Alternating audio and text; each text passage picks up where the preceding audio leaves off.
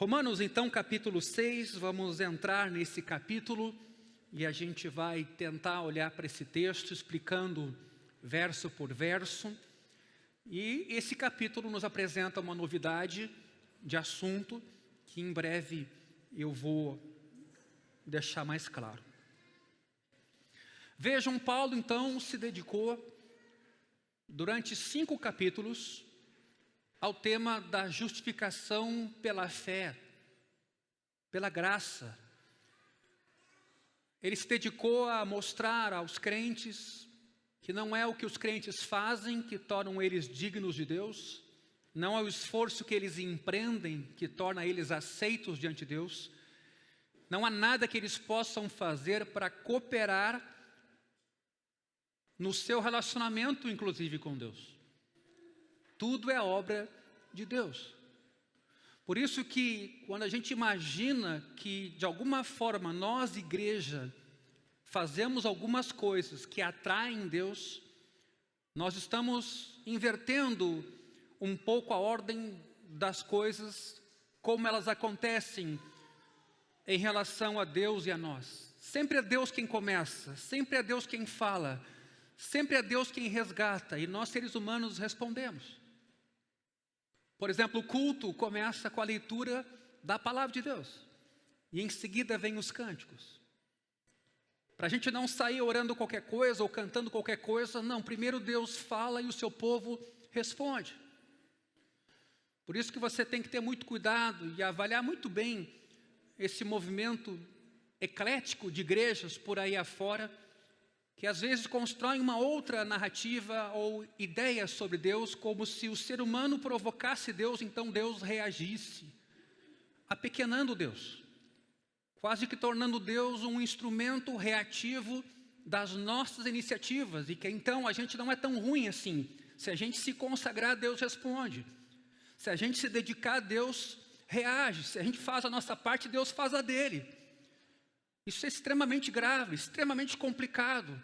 Então Paulo se dedica aqui em 5 capítulos. Em 5 capítulos, 1/3 desse documento a dizer que não é assim. Tudo é iniciativa de Deus, tudo é obra de Deus e a gente é seres responsivos. Então, se você ouvir a propaganda, o anúncio de um evento que diga que a igreja vai se consagrar e Deus vai responder e o céu vai descer, já desconfie. Aliás, se você ouvir um anúncio de um evento que será a melhor conferência da sua vida, se perturbe, desconfie de novo. E se ainda disserem para você que o evento começa na sexta e na segunda você nunca mais será a mesma pessoa, desconfie triplamente. Eu estou falando agora a cristãos, é claro.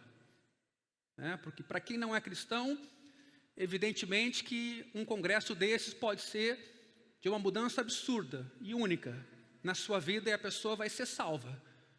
Mas os cristãos não são pessoas que tomam pílula e lidam com Deus na base instantânea da vida. Eles são pessoas que têm um caminho, que têm um processo, que têm um discipulado. Até o final, eles precisam perseverar. Por isso que a igreja, às vezes, quando vive de eventos, aliás, tem igrejas cujo nome é isso, elas vivem de eventos, não está apresentando adequadamente o caminho que é longo, desafiador, estreito, que tem renúncia. Você tem que estar disposto a morrer para acompanhar Jesus nesse processo. A diferença grande é que Ele vai estar junto com a gente. Então, cuidado, quero alertar aqui a nossa comunidade com essas promessas que se fazem em nome de Deus, criando expectativas de mudanças instantâneas, e eu me refiro agora em crentes, é claro, como se você pagando aquela inscrição, participando daquele evento, ele será o melhor da tua vida, e na segunda-feira você não será mais o mesmo. Um dia eu participei de uma reunião de pastores, em meio às calamidades que o Rio Grande do Sul viveu agora em maio, e eles disseram, porque era uma reunião de pastores, que nesse evento de final de semana, que começava na sexta-feira, na segunda-feira o Rio Grande do Sul não seria mais o mesmo. por causa daquele evento acontecido. Nós temos que ser mais humildes. É muita presunção. E às vezes a gente vive numa espécie de bolha, a gente constrói uma narrativa dentro da nossa comunidade, e a nossa comunidade às vezes, nesse sentido é bom as redes sociais, mas ela fica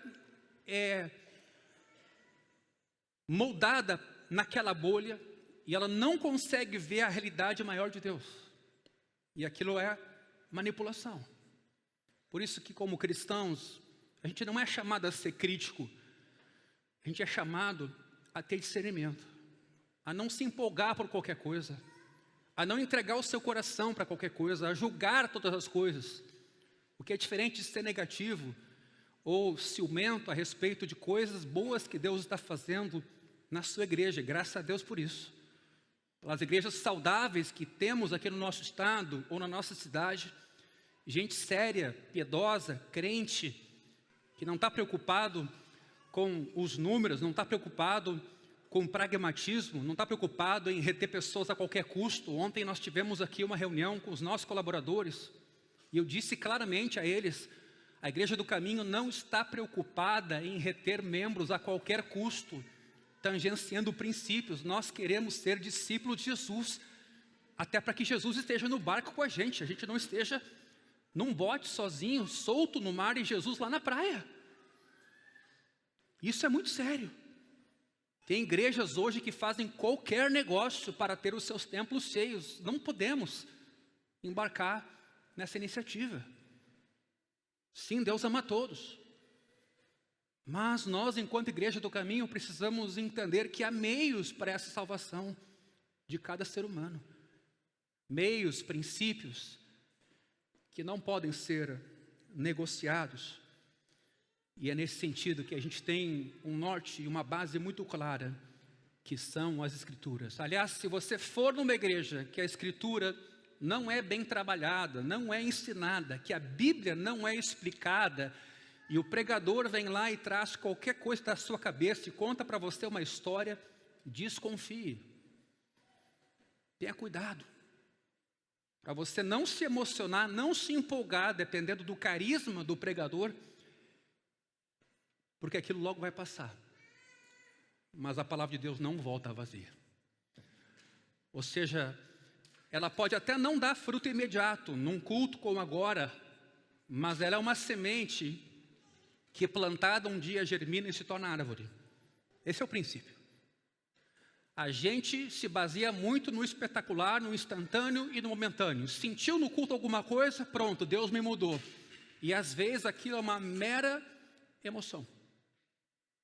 Agora a palavra, ela é pequena, ela é um grão de mostarda, ela é sutil, ela é quase invisível, o menor grão de todos, na época de Jesus, ela é semeada ali.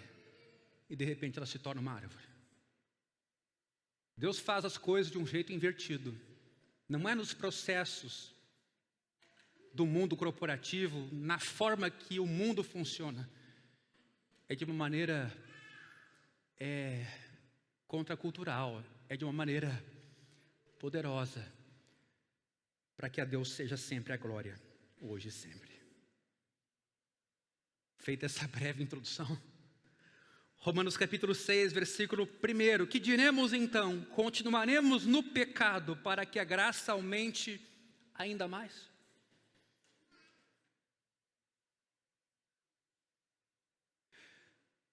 Teve um pastor de sobrenome conhecido, americano, que há um tempo atrás caiu em adultério. E ele disse, eu tive que cair em adultério para entender realmente o que era a graça de Deus. E ele tomou um caminho liberal de fé cristã. Isso é comum. Pessoas que vivem momentos existenciais complicados tentam trazer um aprendizado sobre isso. Quanto a isso não há problema. Mas eles vão moldar a doutrina para se adequar a esse tipo de momento deles. Então vejam bem o que eu estou dizendo aqui. Um pastor cai em adultério. E a conclusão dele é, se não tivesse vivido isso, eu não teria entendido o quão gracioso é Deus. Olha o que esse texto está dizendo. Que diremos então? Continuaremos no pecado para que a graça aumente ainda mais? Sim, porque onde abundou o pecado, superabundou a graça. Então alguém pode deduzir, pequemos mais, porque mais vamos conhecer a graça de Deus. O que Paulo responde, gente? De modo nenhum. Como viveremos ainda no pecado nós que já morremos para ele? Ou será que vocês ignoram que todos nós que fomos batizados em Cristo Jesus fomos batizados na sua morte? Fomos sepultados com ele na morte pelo batismo, para que como Cristo foi ressuscitado dentre os mortos pela glória do Pai, assim também nós andemos em novidade de vida. Porque se fomos unidos com ele na semelhança da sua morte, certamente o seremos também na semelhança da sua ressurreição. Sabendo isto, que a nossa velha natureza foi crucificada com ele, para que o corpo do pecado seja destruído, e não sejamos mais escravos do pecado. Pois quem morreu está justificado do pecado. Ora, se já morremos com Cristo, cremos que também viveremos com ele. Sabemos que, havendo Cristo ressuscitado dentre os mortos, já não morre, a morte já não tem domínio sobre ele. Pois quanto a ter morrido, de uma vez para sempre morreu para o pecado, mas quanto a viver, vive para Deus. Assim também vocês. E já começa a pensar o que significa isso aqui. Considerem-se mortos para o pecado, mas vivos para Deus em Cristo Jesus. Portanto, não permitam que o pecado reine em seu corpo mortal, fazendo com que vocês obedeçam às suas paixões. Também não ofereçam os membros do corpo ao pecado, como instrumentos de injustiça, mas como pessoas que passaram da morte para a vida, ofereçam a si mesmos a Deus, e ofereçam os seus membros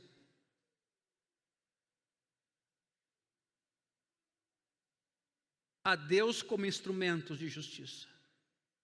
Porque o pecado não terá domínio sobre vocês, pois vocês não estão debaixo da lei, e sim da graça. Veja, esse versículo 14, muita gente já leu, repete esse texto, mas o que ele quer dizer? O que quer dizer Paulo aqui? Meus irmãos, o evangelho da justiça recebida, a justiça que Deus nos transfere, em contraposição à justiça que a gente entrega, nossos méritos, é uma justificação radical. A justiça de Cristo afirma que nossos esforços não conseguem contribuir em nada para a nossa salvação. Porque não basta a gente fazer, o problema está com a nossa natureza, com as nossas intenções. Essa mensagem do Evangelho como algo exclusivo a nos salvar é única entre as religiões e filosofias mundiais. Toda religião tem uma proposta de salvação que parte do ser humano. Toda ela. Não importa qual seja. Você tem que fazer isso, você tem que fazer aquilo outro, você tem que praticar tal coisa. O Evangelho, você tem que crer que Deus fez. Paulo sabe por experiência própria que uma pergunta surge de imediato em qualquer debate quando esse evangelho é apresentado. Afinal, se nossas boas obras não têm valor nenhum para a nossa salvação, Paulo, por que fazer o bem então? E tem muita gente que não faz essa pergunta conscientemente, mas vive assim. Ah, Deus me perdoa. Ah, eu sou um pecador. Deus me perdoa. Se o Evangelho diz, você é salvo pela graça e não por obras, essa mensagem não pode deixar a porta aberta para uma vida imoral? Por isso, Paulo propõe essa pergunta no versículo 1. O que diremos então? Permaneceremos no pecado para que a graça se destaque? Uma outra tradução. É como aquela tese também, né? Para a gente entender o bem como bem, alguém criou o mal.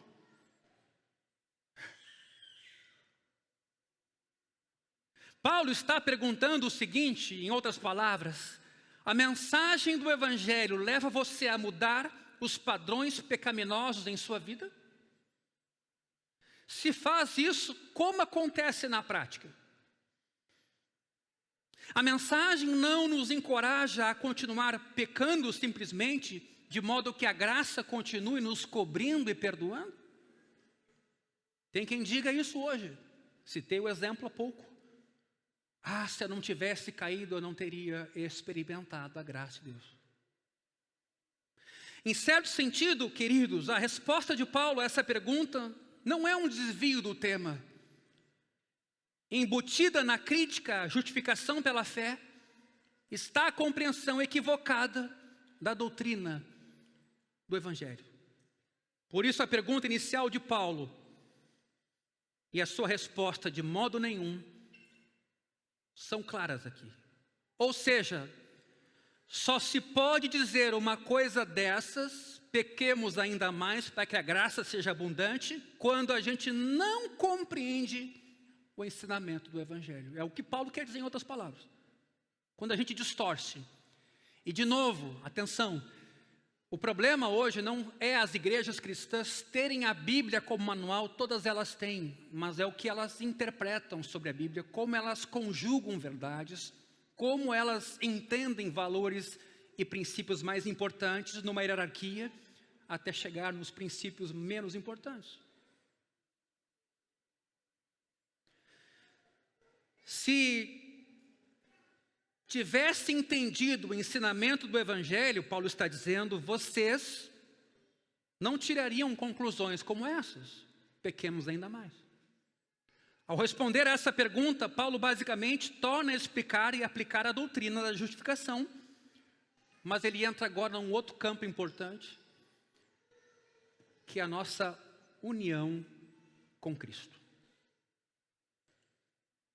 A objeção do versículo 1 leva também Paulo a discutir como o Evangelho conduz a uma vida santa e transformada, meus irmãos. E aqui que muda um pouco a ênfase agora em Romanos. Os capítulos 1 a 5 explicam o que Deus realizou em nosso favor no Evangelho, salvando-nos gratuitamente, obra totalmente dele.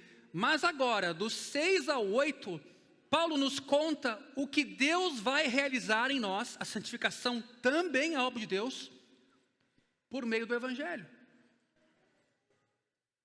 Esses capítulos, então, vão nos ensinar a desfrutar, experimentar o Evangelho. Explicam que o Evangelho é uma dinamite que produz transformações profundas. Mudanças drásticas em nosso caráter e em nosso comportamento. Você deve perguntar, claro, você que está na igreja há muitos anos, pastor, por que eu vejo isso tão pouco? Fundamental para essa resposta é a expressão morremos para o pecado, no versículo 2, e agora preste bem atenção, porque nós vamos tentar explicar o sentido dessa expressão. Para entender o que Paulo quer dizer com essa expressão, morremos para o pecado, no versículo 2, é conveniente ver primeiro o que ele não quer dizer. Por exemplo, morremos para o pecado, quer dizer que não queremos mais pecar? O pecado não tem mais influência sobre nós? Ora, se isso fosse verdadeiro, Paulo não precisaria ter escrito os versículos 12 em diante, onde ele nos exorta a viver a nova vida. Se o cristão não sente vontade mais de pecar, e não é o que aqui Paulo está dizendo, por que insistir então para que ele não peque? Não seria necessário. Ou seja, morremos para o pecado não quer dizer que não temos mais vontade de pecar. Segunda ideia errada sobre morrer para o pecado, significa que não devemos mais pecar. O pecado é inadequado para o cristão. Ora, Paulo é audacioso aqui quando ele diz morremos, uma coisa passada. Paulo não diz que devemos morrer, diz que morremos para o pecado. Então, a expressão não quer dizer apenas que não devemos mais pecar. Terceira maneira de ler a expressão morremos para o pecado, quer dizer que pouco a pouco estamos nos afastando do pecado. O pecado está enfraquecendo em nós. Não. O termo morto que Paulo usa quer dizer algo mais forte do que isso. Além do mais, o tempo empregado no verbo auristo, a uma ação única no passado, significa que foi uma morte única lá atrás, com consequências atuais. Paulo não se refere a um processo contínuo. Quarta ideia errada sobre morrer para o pecado, quer dizer que renunciamos ao pecado. Em algum momento, talvez no batismo, renegamos o comportamento pecaminoso. Quantas são as pessoas que pensam isso hoje? E depois que elas são batizadas, voltam a pecar, e elas nos procuram para serem batizadas de novo. Espero que não aqui, tendo passado pelo curso, entendido o que é o pecado. Mas tem gente com essa ideia: pastor, pequei, tem que ser batizado de novo. Em si mesmo é verdade que aquele que crê em Cristo tem uma mudança de vida. Mas não é isso que Paulo está dizendo aqui. Morrer nesse sentido não é algo que a gente faz. E a quinta ideia ainda quer dizer que não somos mais culpados. Nossos pecados não podem nos condenar porque foram perdoados em Cristo. Isso é verdade também, mas não é o que esse texto, essa expressão quer dizer. Paulo precisa explicar por quê, dado que de fato não somos mais culpados do pecado, buscamos viver sem pecado. Porque o Evangelho faz diferença no modo como vivemos. Então, o que Paulo quer dizer, afinal? O restante desse capítulo define, meus irmãos, em detalhes o que ele quer dizer, mas aqui está um resumo. No momento em que você se torna cristão, você não está mais debaixo do reino, do governo, do domínio do pecado. Isso você tem que saber. Talvez um texto que a gente pode agregar a essa compreensão é o de Paulo aos Coríntios, que não nos sobreveio tentação, que juntamente com ela Deus não nos desse graça para resistir. Porque do contrário, a gente vai construir a nossa própria ideia de fé, que o pecado é incontrolável, que a pornografia é incontrolável, que o adultério é incontrolável, que a mentira é incontrolável, que falar mal dos irmãos é incontrolável, sabe? Cobiçar o dos outros ou o outro é incontrolável. Tudo é incontrolável. Não para Paulo. Para Paulo aqui, essa expressão morremos para o pecado significa que não estamos mais debaixo do domínio, do reino, do poder governante do pecado. Lembre-se de que Paulo acabou de declarar em Romanos 5, 21. O pecado reinou. Agora é hora da graça reinar. Veja que expressão bonita. A fim de que como o pecado reinou pela morte, assim também agora a graça reinasse pela justiça que conduz à vida eterna por meio de Cristo. Por isso que não tem separação entre salvação e santificação, entre eu ser convertido por Deus e eu continuar caminhando com Deus. É o reino da graça.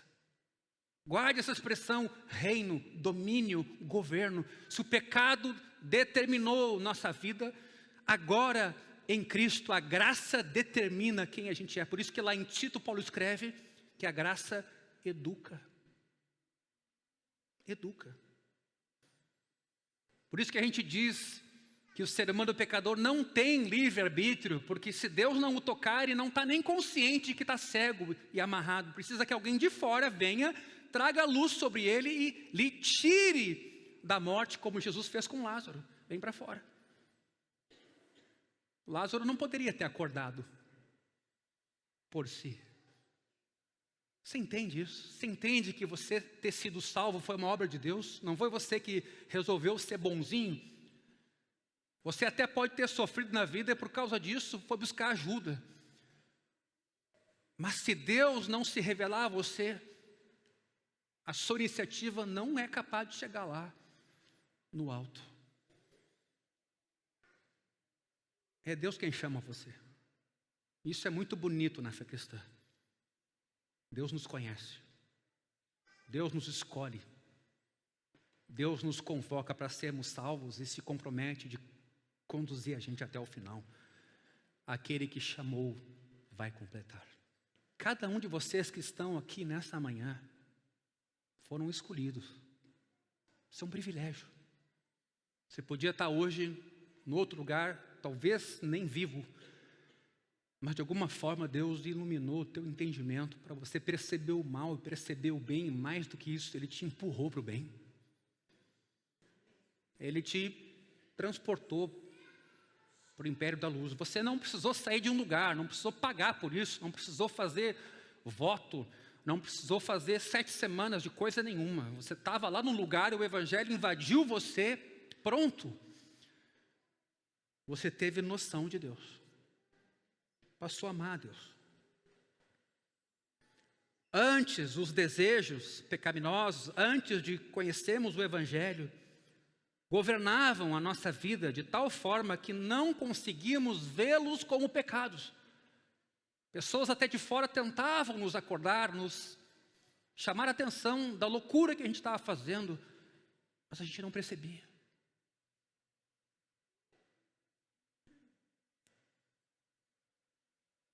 Não tínhamos força para resistir ao mal, porque estávamos no mal. Estávamos debaixo do seu controle. Agora, portanto,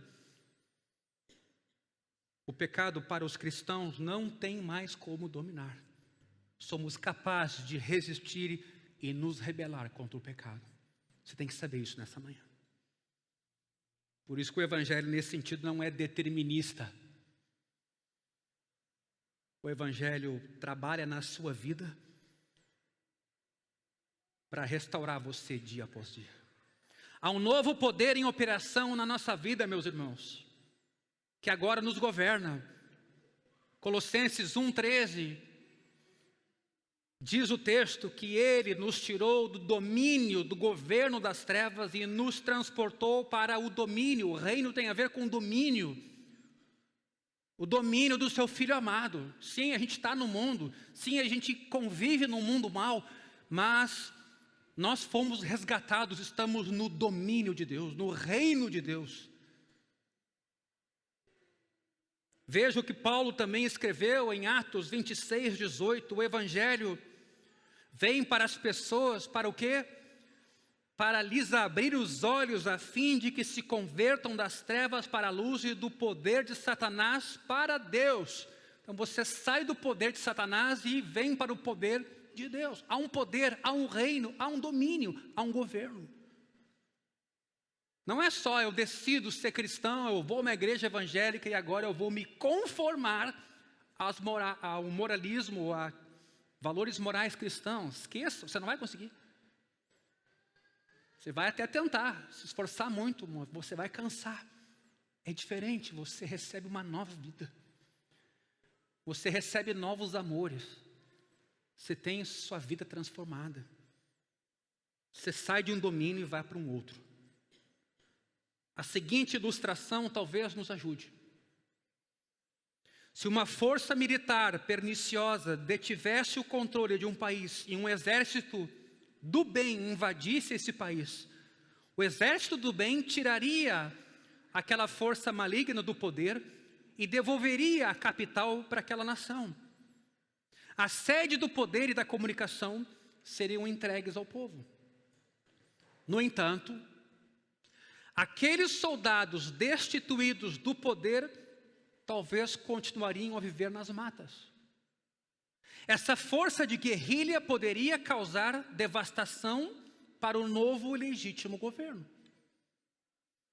Essa guerrilha poderia impor diversas vezes sua vontade sobre aquele país, mas sem jamais retornar ao poder. No fundo, é o que nós vivemos. E às vezes a gente é enganado com a falácia de que quem está no poder é Satanás. Ele foi despojado, ele foi removido, seu reino foi tirado. É o que a cruz fez, despojando principados e potestades, tirando as patentes deles, desclassificando, triunfando deles na cruz, Colossenses diz, expondo eles ao ridículo. Que belo texto. Mas ainda assim o diabo vem mentir para a gente, para dizer o quê? Não, é eu que estou no controle. E o mundo vai ficar mal. E a coisa vai ficar pior. Isso é outra história. Ele é um mentiroso. Ele perdeu.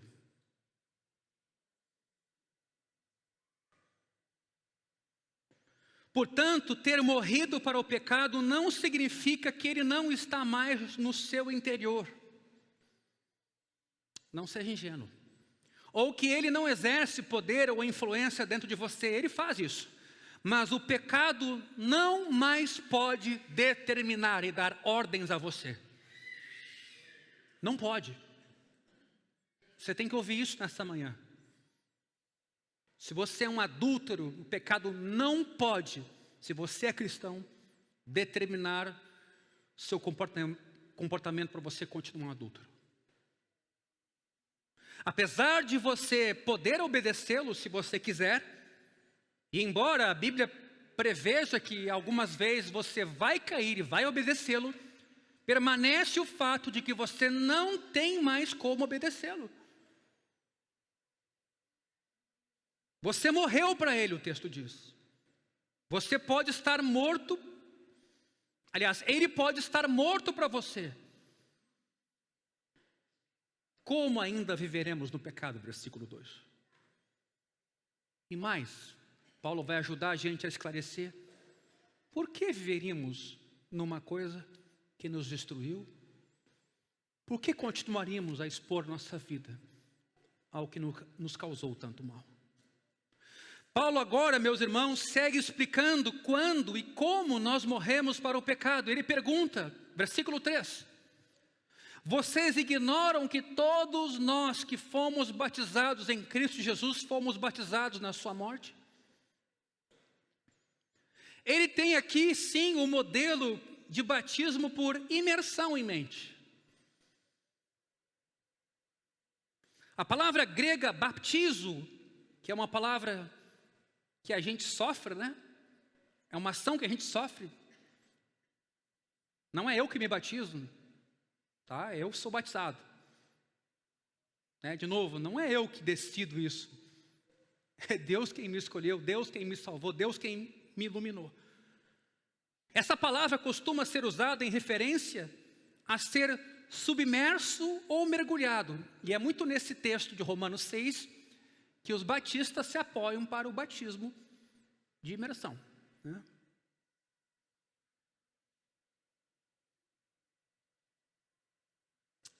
Qual a conotação aqui do ser imergido ou submerso? Conotação de morte, de afogamento.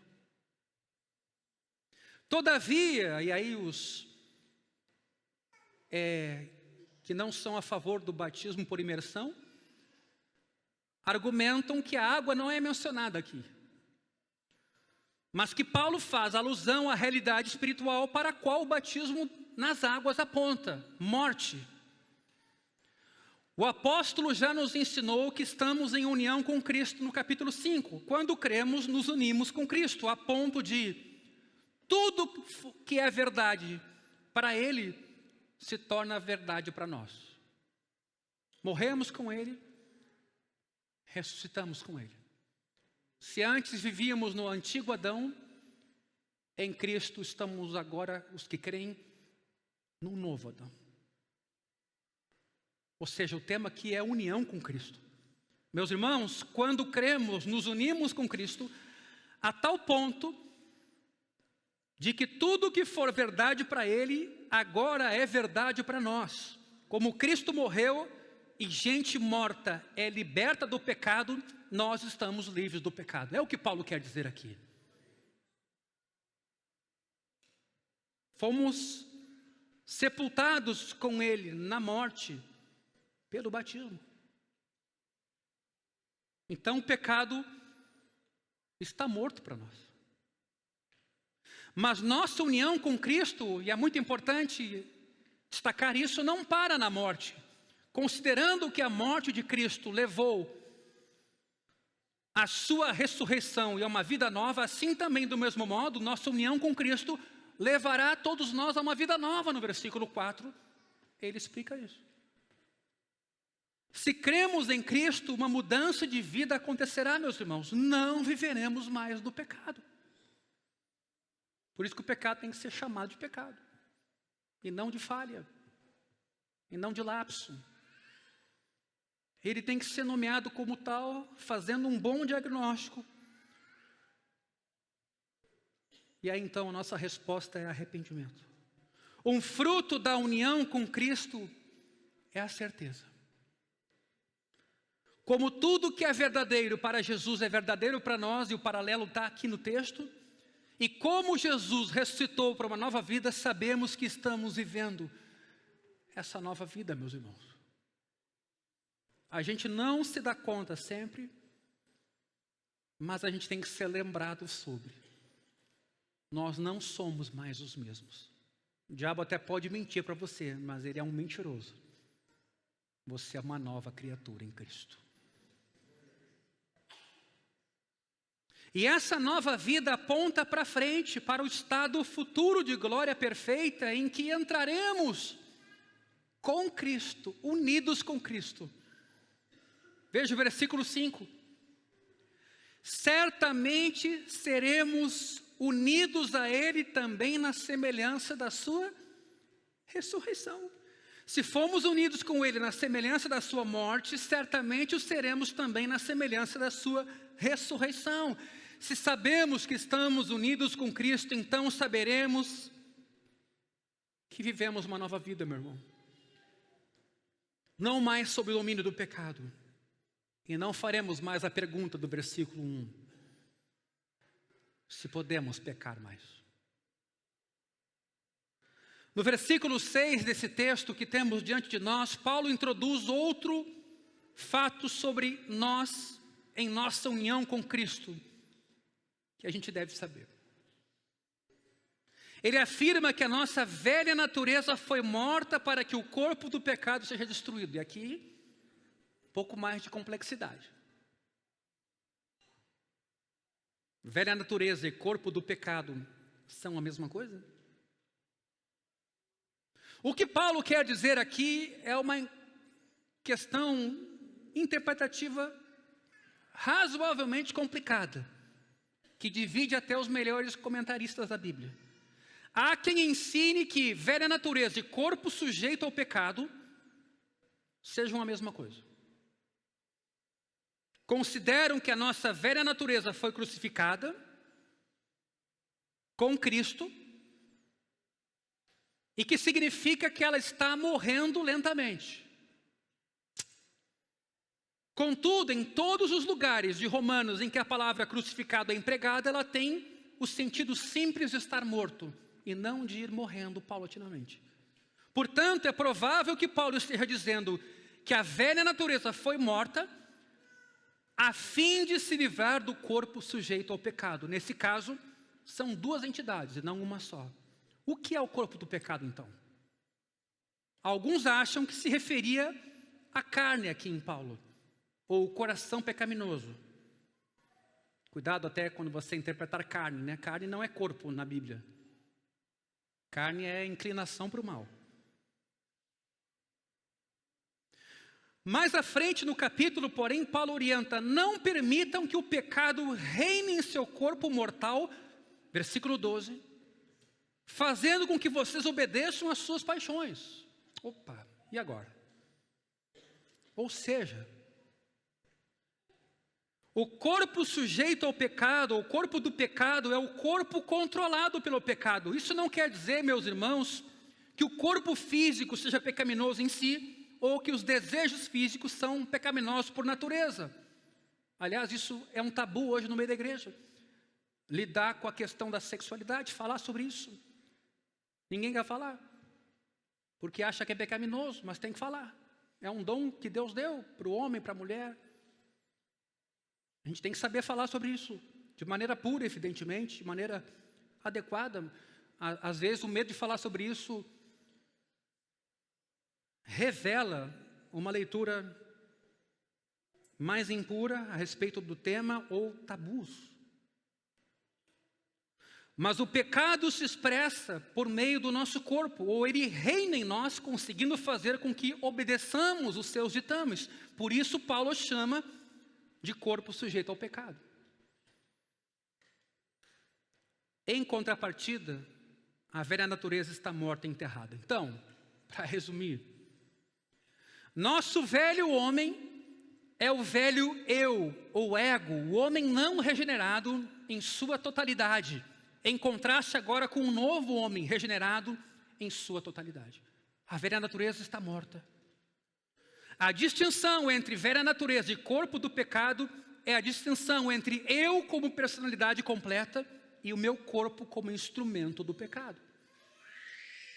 Ou seja, a velha natureza do cristão está completamente morta, meus irmãos, como esse texto apresenta.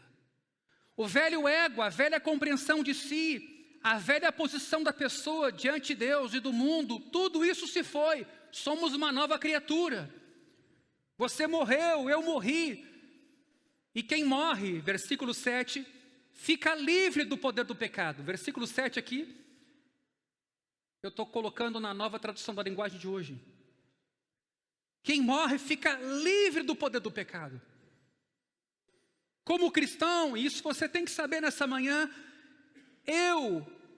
meu eu mais verdadeiro, eu busco a Deus e amo a sua lei. Eu tenho um novo eu, uma nova criatura que ama a Deus. Embora o pecado permaneça em mim com força, não mais controla minha personalidade e minha vida. Eu nasci de novo. O pecado ainda é capaz de me levar a desobedecer, mas agora o comportamento pecaminoso vai contra o conhecimento mais profundo do que tenho de mim mesmo em Cristo. E essa luta que muitos de nós travamos, entre o passado e a nova vida em Cristo. Quando um não cristão peca, ele age de acordo com a sua identidade, é natural que ele peque.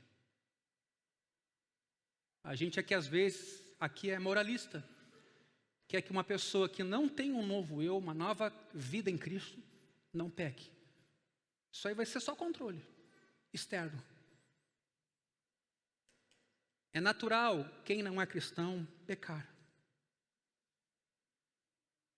Então ele age de acordo com a sua identidade, com o que ele é. Por que não pecar? Ele é uma máquina de pecado.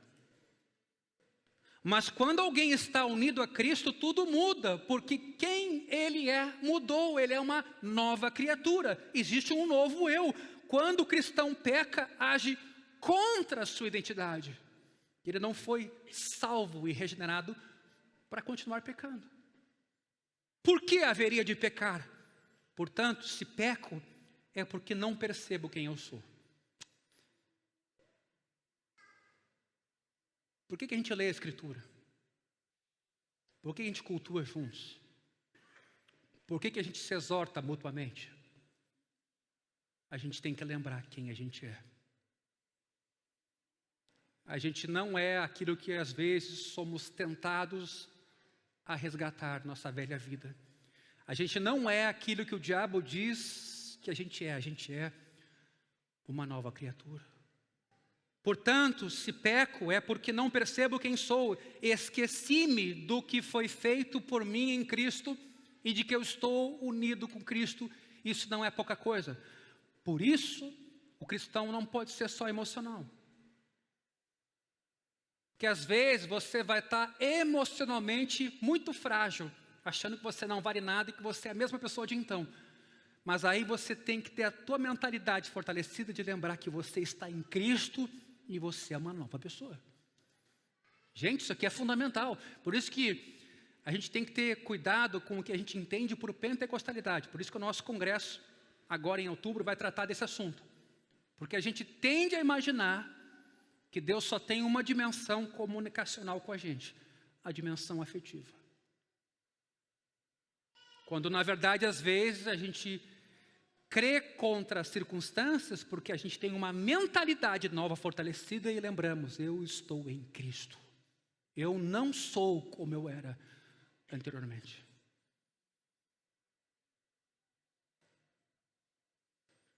Paulo parece determinado a não minimizar a importância da nossa união com Cristo. Os versículos 6 e 7 se concentram no que nos aconteceu porque nossa morte ficou para trás, já que morremos com Cristo.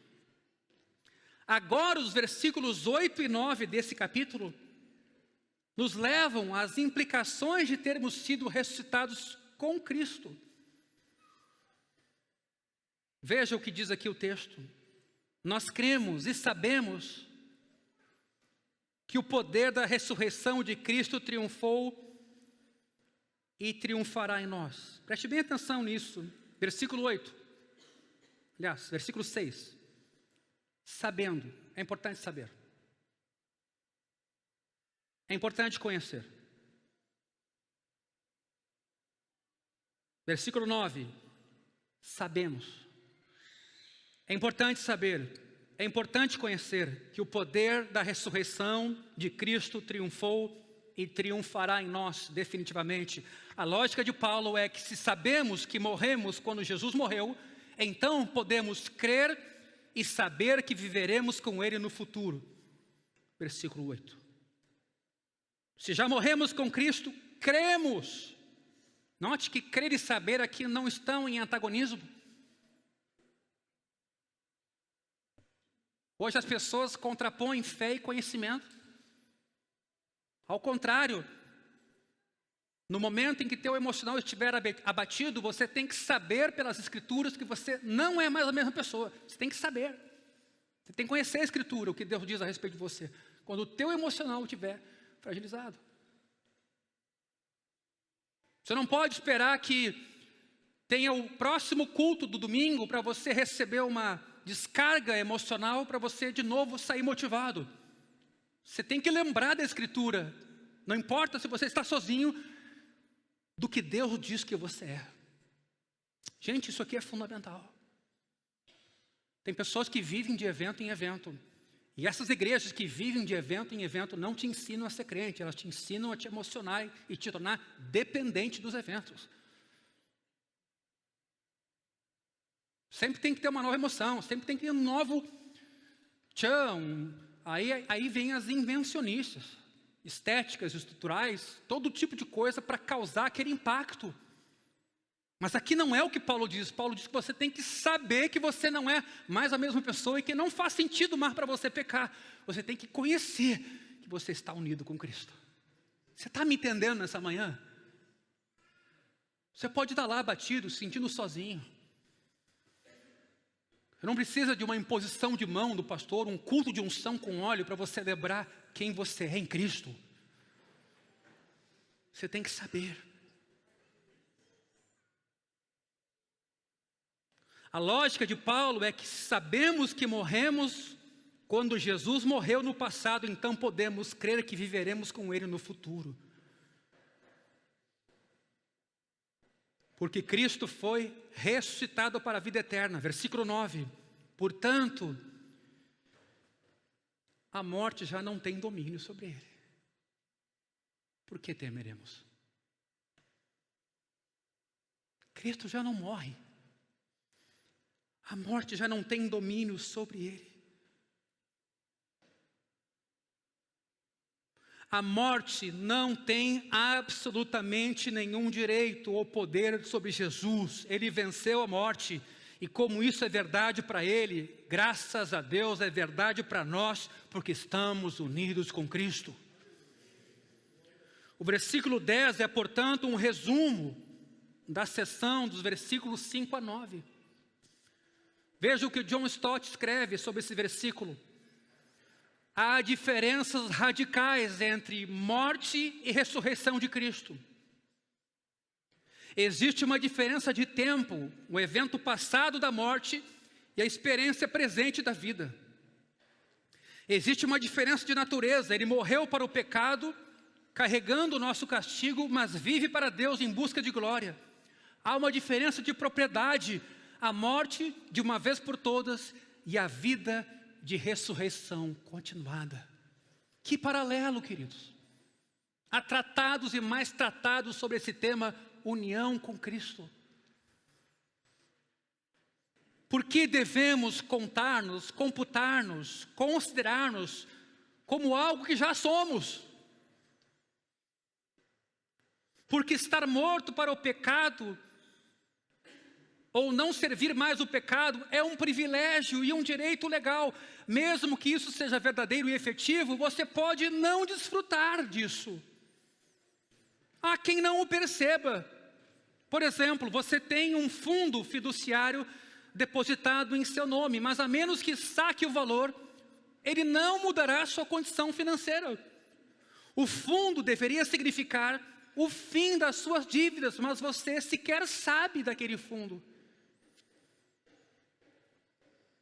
E não terá qualquer efeito, a menos que saque o valor. Assim, Paulo está dizendo, devemos nos considerar mortos para o pecado. Porque se não agirmos de acordo com esse privilégio, ele não é automaticamente percebido. E a gente agiganta o nosso inimigo e diminui o poder de Cristo. Precisamos, queridos, nos apropriar, viver por essa verdade, desfrutá-la. A ilustração, e aqui eu concluo, de Martin Lloyd-Jones a respeito desse assunto, vale a pena citar. Veja o caso dos pobres escravos americanos, há cerca de 100 anos. Viviam em condição de servidão. Então veio a Guerra Civil Americana e, como consequência, a escravidão foi abolida. Mas o que de fato aconteceu?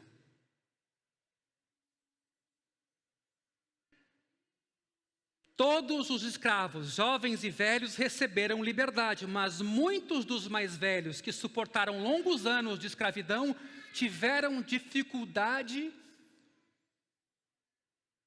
de compreender o seu novo status. Ouviram o anúncio de que a escravidão foi abolida.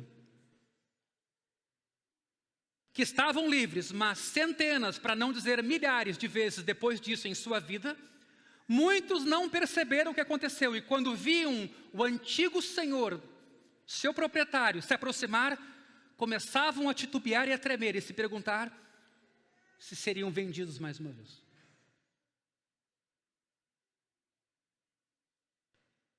Você ainda pode ser um escravo na prática.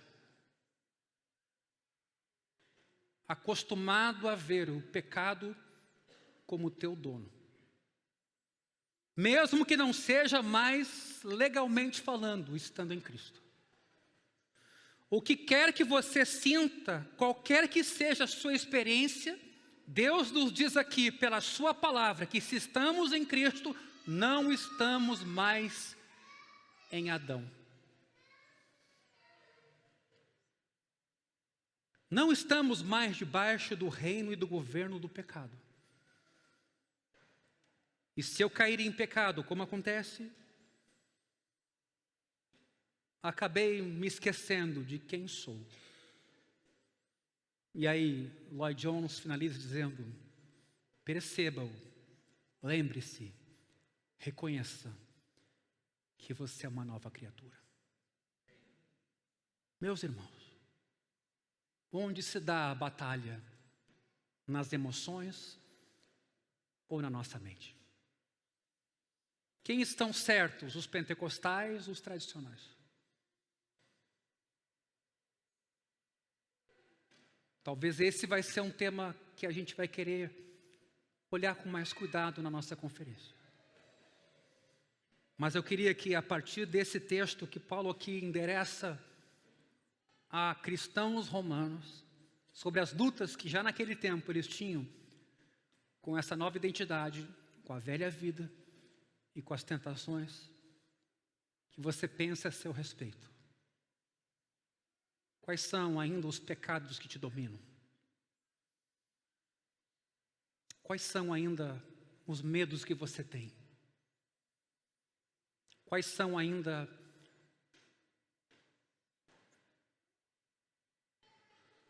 aquelas áreas da tua vida em que você aceita o que o passado ou o que o diabo diz que você é? E a consequência disso é que você não anda unido com Cristo, despertado para uma nova vida. Você acaba aceitando o que teu antigo proprietário diz que você é. Baixa a tua cabeça.